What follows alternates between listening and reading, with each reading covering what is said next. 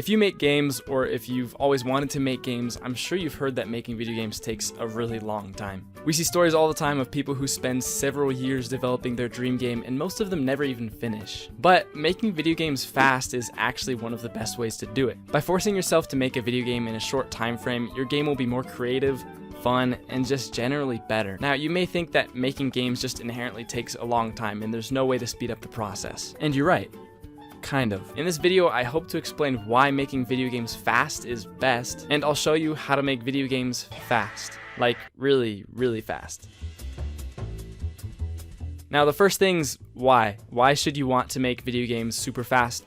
And why should you trust a little goober like me? Well, I'm in no way a professional game developer, but I've made a lot of games in game jams, which has helped me to learn a lot about the process of how to make games really fast. And I'm a strong believer that having a creative, unique idea is a key to success nowadays. There's so many video games out there, and the amount of games released every day just keeps on increasing. It's really tough working on your dream game for years and then releasing it and nobody ends up seeing it because it just gets lost in the ocean of video games. It's best to know early whether your game idea is a good one or not. Making games fast is all about prototyping and getting a minimum viable product. Like I said, from my experience doing game jams, and I've done quite a few at this point, I'll try to come up with a really creative idea, but it usually doesn't really work out how I expected when I put it into the engine. Sometimes it works out in the end, but other times it just totally flops. If you can get a quick prototype done before you spend hours on the art and the story, you'll save yourself so much pain later. When you do continue past the prototype phase, the main goal is to get a minimum viable product out. That's just the bare minimum your game needs to be,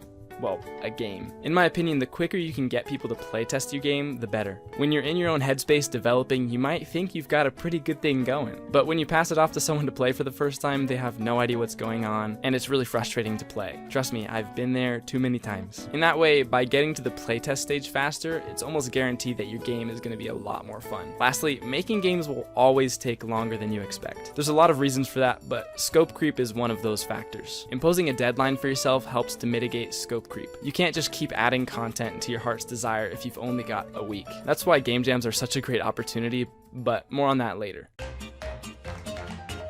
And by later, I mean right now. Game jams are the way to make games fast. If you want to have huge muscles, you have to lift weights, or so I've been told. The same principle applies to game development. If you're like, I can't make games fast, it's too hard, try doing some game jams and you'll improve a lot. Game jams are also the best micro environment for creative game development. If you think about it, limitations within video games are usually what makes them fun and interesting. I just finished playing Journey the other day for the first time. Besides being a beautiful work of art, I thought the limitation of your flying based on the length of your scarf was really interesting. You've got to be around other carpet thingies or around a buddy to recharge your ability to fly. It makes you feel really powerful sometimes and really weak at other times. If you think about your favorite games, there's probably some sort of limitation that makes it fun. If you had infinite health or you're just in creative mode all the time, a lot of the fun gets immediately sapped away from a video game. It might be fun for a little bit, but the challenge is ultimately what makes it interesting. In a game jam, you're limited by theme and by time. Imposing those limitations doesn't restrict your creativity, it allows it to flourish. I think a great strategy if you are struggling to finish a game jam game is to just think of one unique core mechanic and just build that. Then you can kind of build a game around it. Okay.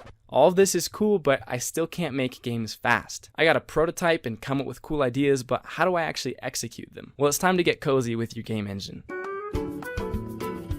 Getting familiar with your game engine is absolutely key. The reason I ended up making this video is because people were usually pretty surprised how fast I could make games for game jams. I'm currently learning some 3D game engines, but when I make 2D games, I use an engine called Construct 3. I think Construct 3 is pretty cool, but at the end of the day, the only reason it works really well for me is because I know the engine like the back of my hand. Knowing your engine is crucial to building your games faster. If I have an idea, the reason I'm able to prototype it so fast is because I know a bunch of janky ways that I could make my random ideas work. And I actually don't know a lot about programming video games. I mostly do art, but I enjoy thinking through things logically. I can figure out logistically how I want a system or a mechanic to work, and then there's this space between your idea and your implementation. I'll call it resistance. The idea is reducing the amount of resistance between your game idea and the implementation of it. That space gets smaller as you become more familiar with the engine that you're working in. Your ideas will always be filtered through what you know how to do in your game engine. That doesn't mean you can't make great games with your limited knowledge in an engine, but as you filter filter your ideas through a lens of feasibility, you may have to eliminate some ideas purely because you just don't have the capability of making them yet. So there you go, that's my case for why you should learn how to make games really fast. In today's world, your game needs to stand out, and this is the best way to get to the playtesting stage the fastest with a good idea. That way you can guarantee your game is fun, creative, and just generally better. To practice, I recommend game jams because they're such a good environment to hone your creativity and get familiar with your game engine, which is ultimately the most important thing if you want to make games really fast. I know that might sound obvious, but in practice, those 3 things are almost guaranteed to help you make games really fast. If you want to see a game that I made recently in just 3 weeks for a game development competition with Blackthorn Broad, make sure to check this video out where I made the goofiest stealth game to compete for $3,000. That is a perfect example of me making a game super fast and how that ended up working out pretty well. I'll see you guys there.